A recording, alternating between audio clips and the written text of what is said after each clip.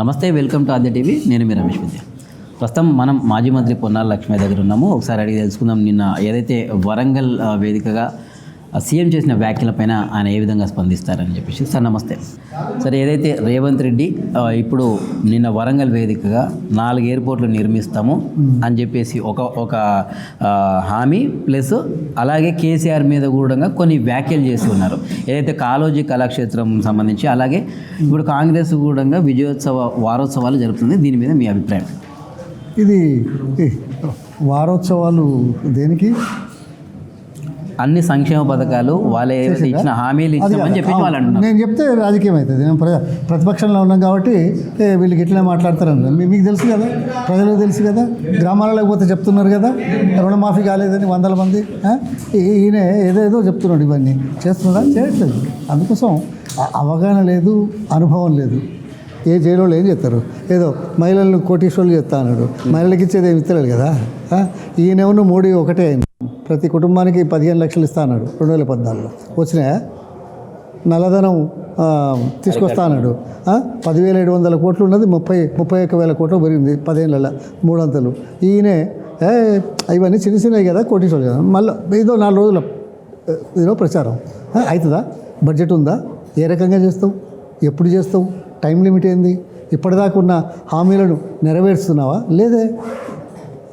గోరంతలు కొండంతలు మాట్లాడడం, తిట్టడం తప్ప ఈ పరిపాలనలో ఏమన్నా ఉందా? చాలా రోజులు ఉండడులేండి ఆయన. చాలా రోజులు ఉండడు. అంటే అంత పెద్ద మాట ఎందుకన్నారు?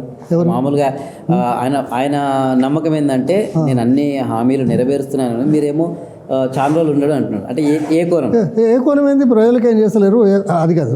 ఇప్పుడు వాళ్ళ అధిష్టానం ఏదో చేసింది. ఓకే, ఏం మాట్లాడుతున్నావు? అంతకుముందు ఏం మాట్లాడినావు? ఇప్పుడేం మాట్లాడుతున్నావు? ఇంతకుముందు ఏం మాట్లాడుతున్నావు? నేను నిజంగా విజయోత్సవాలు అయితే మరి ఎవరు రాలేదే హైకమాండ్ నుంచి? ఎవరు?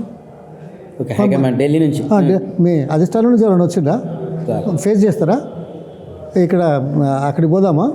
అదేంది మన నిరుద్యోగుల గురించి రాహుల్ గాంధీ మాట్లాడారు, అశోక్ నగర్.